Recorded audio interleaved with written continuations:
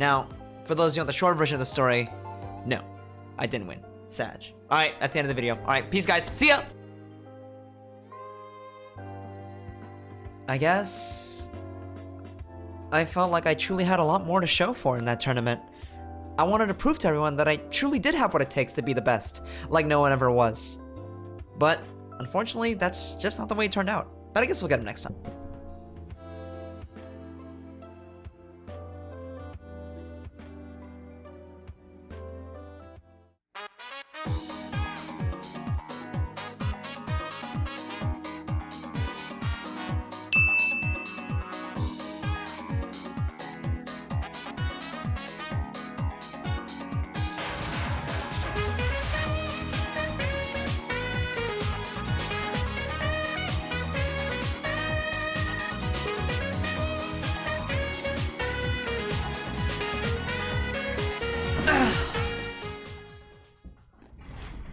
Hello there. So, for those of you who watched my previous video, you would know that I participated in a Digimon tournament, and I did not win that one. But we win it now, boys! We champions! Exactly! Too easy! It's so easy! As you can see, I'm pretty excited, and I'm very, very proud of my victory. But, let's not waste any time, let's get right to the deck profile.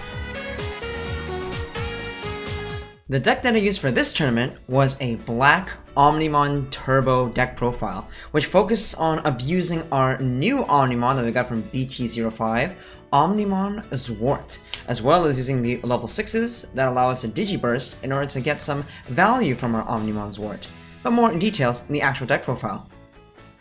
Like all our deck profile videos, we'll be starting with the main focus of the deck. And, as mentioned before, it is going to be Omnimon Zwart, so naturally, we will be running 4 copies of our brand new Omnimon, the Omnimon Zwart. Now, what does Omnimon Zwart do? Well, he has 2 abilities.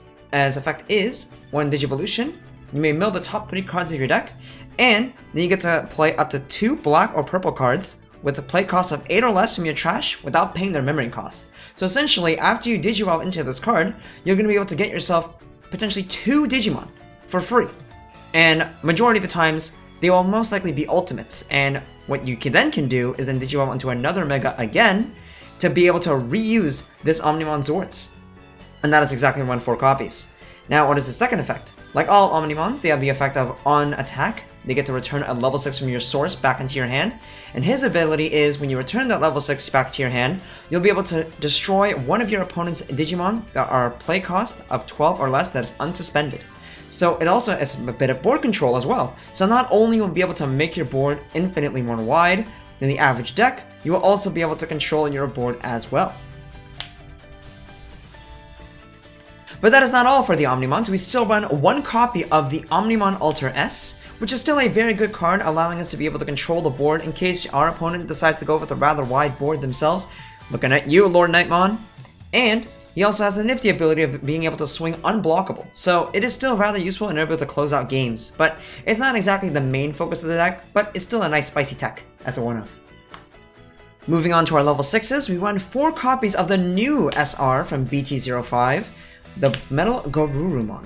Now, what does the Metal Garurumon do? Well, his effect is, on Digivolution, you'll be able to Digiburst 2, and you'll be able to destroy one of your opponent's Digimon with a play cost of 6 or less. However, if they don't have a Digimon with play cost of 6 or less, instead you trash one of your opponent's security instead. Now, this is actually both very, very strong abilities. Destroying a play cost of 6 or less usually means you'll be killing a blocker, which can be pretty useful, but the majority of the time, being able to trash one of your opponent's security is also more useful, especially when you're up against decks like Security Control. You can't really check Terra Forces if their Terra Forces are just trashed. And it's also a regular effect is Reboot, which does come up every now and then, because we do run cards that give us benefit if we have Reboot. And because that Metal Garurumon is a Digiburst 2, this also helps set up your trash in order to make sure that the cards you call out of Omnimon Zwart are actually of some quality, rather than relying on a random mill 3. And that's why we run 4.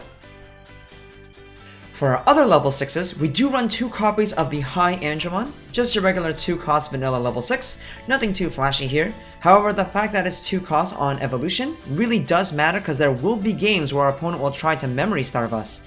However, due to the fact that we are running cards like this, we'll be able to go into a level 6 rather quickly, and that will make it so that we can go into our Omnimon Zwart all the more quicker to start establishing our board presence. Rounding off our level 6s, we do run one copy of the Black War Greymon, similar for the reason as to why we run the Metal Gabumon here. It has the Digiburst 2 effect, which allows us to help us selectively get some quality cards in our trash for us to call out, thanks to Omnimon Zwart. And if we ever start feeling lucky, we can even just go into this to start swinging at our opponent's security rather early, and get ourselves 3 attacks in, and then go into a Zwart immediately afterwards to get some of those cards that we Digibursted out right back. So if you are feeling lucky, this can put a lot of pressure on the opponent, taking out potentially 3 security, while also getting out 2 quality Digimon back out into the field when we go back into our Omnimon Zwart. But that is a bit of a risky play, so we mainly just use this to try and close out games, and that is why it is at 1 copy. We run 2 copies of the Megadramon here, a brand new card, level 5, straight from the Black Trial deck. Very simple effect of Inheritable Blocker. It really does come up at times and be able to giving our Omnimon's blocker, or just our Megas in general. We also run 2 copies of our Godsmon here. This card I like to call the Shoutmon Killer, because his effect is, if you don't remember, main effect Digiburst 1. One of your Digimon gets 2000 DP until the end of your opponent's turn. So let's say if you had this card by yourself, you'll be able to pump this Digimon up by 3 times in order to make sure that you'll be able to get to 13,000 DP, which is just enough to swing over that Shoutmon just in case they wanted to swing with that early. And also the inheritable effect of getting 1000 DP on both players' turns really does come up, especially against colors like yellow running around. Looking at you, Lord Nightmon. We also run 2 copies of our Andromon here, just the regular effect of blocker without having to minus DP when it attacks, but that really does come up at times. A lot of times people forget that when you just decide to swing with this, they'll think that you'll have to subtract memory to do so, and in reality you don't actually lose any memory when doing this, so you'll actually be able to swing without any of the repercussions, and sometimes people will miscount whether or not you have lethal on them. He himself having blocker really does come up as well. The fact that he is 7000 DP really does make it a little bit awkward for people to destroy for cards like yellow, and as well as for Shoutmon. As long as you're above 5000 DP, that is really all that matters. And him being a blocker is just nice to make sure that you do not die, and also having a level 5 stepping stone to go right back into an Omnimon Zwart. And finally, run 2 copies of the Rumon Zwart. The new Rumon Zwart is a fantastic vanilla straight from the BT05, and it is a 2-cost ultimate, which is what Black has been looking for a very long time, and it's also a 5-cost to hard play normally. So you know for a fact that if we are bricking, we are hard playing this like no tomorrow, to make sure that we can skip ourselves all the way up into an ultimate, and making sure we can go into our Omnimons as soon as we possibly can. Moving on to our level 4s, we are running 4 copies of the Dark Tyrannomon here, and as mentioned before in our previous Black War Greymon deck profile video, we mainly use it because it's a 1-cost blocker. It really does matter when we're trying to turbo ourselves all the way up into a Mega, and also having the option to have ourselves a blocker early on the field for a very cheap cost is also rather useful. So this is probably the main level 4 that we want to go into, specifically in our raising area. But those aren't the only blockers we'll be using in our champions. We also run 3 copies of our Guardium here. Now, Guardium himself cannot attack, and for those of you who remember this card came all the way back in set 1 for Black, and his effect is he cannot attack, but he also has blocker, and he's also 7000 DP, which actually does matter when there's Shoutmon and a Lord Nightmon's running around, being able to destroy Digimon of 5k DP or less rather easily. So being able to have yourself a body on the board that is 7000 DP really does matter, and having 5 cost to hard play doesn't make it that horrible to hard play if we so desired. So essentially we are trying to make our board as sticky as possible to make sure it's really hard for our opponent to clear our field. We also are running 2 copies of the Pneuma here, which is, as before, it is just a 1-cost evolution, very useful for turboing out into our Megas, and it's also pretty decent if you're having a bricky hand. Having 3 costs to hard play, get it out into the field, not too horrible. But just when you thought we're out of blockers, we are still running 1 copy of the Mechanoremon here. This is ourselves a very spicy tech, I would say. For those of you who don't know what this does, this is a new common given to us from BT05.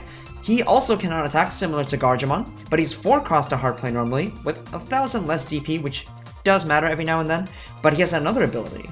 His ability is when this Digimon deletes an opponent's Digimon in battle and survives, this Digimon unsuspends itself. So what that means, if you're up against colors like Rookie Rush, or if you're up against colors like Yellow that try to swarm the board with a bunch of small guys, Mechanoremon himself can stop that entire play. So it does come up every now and then. He is 3 costs to evolve normally though, so that actually does matter every now and then, so that is why we only run 1 copy. We don't really want to be able to evolve into this, we mainly just want it to call it for free in trash, or just hard play it if we so desire.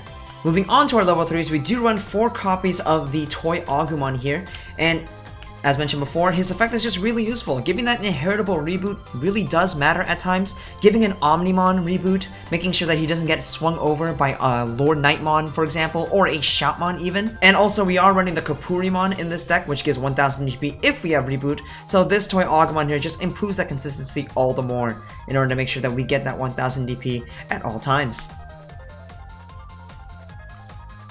But that is not the only toy Agumon we run. We also run 3 copies of the new toy Agumon from the trial deck, and this card also comes up as well since we are a combo heavy type deck. So cards like toy Agumon that allows us to draw extra cards really does matter as long as your opponent doesn't attack. And since we are running a bunch of really big powered blockers in the first place, we are more than likely to be able to draw a few extra cards with the toy Agumon's effect to make sure that we are more likely to see our pieces.